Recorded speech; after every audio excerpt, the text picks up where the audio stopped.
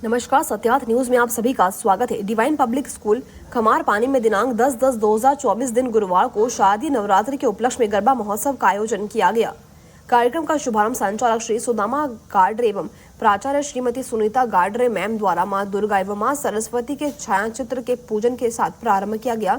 Gujarati themes पर नन्हे मुन्ने बच्चों द्वारा सामूहिक रूप से गरबा नृत्य किया गया, जिसकी सभी बच्चों एवं पालकों ने जमकर लुत्फ उठाया। इस कार्यक्रम को सफल बनाने में शिक्षक श्री राहुल साहू, शिक्षिकाएं श्रीमती राजकुमारी उइके, आरती गिरहारे, आरती डोंगरे, चंद्रकला डोंगरे, अंजना ताराम, पारा उइके एवं समस्त बच्चों एवं पालकों का विशेष योगदान रहा।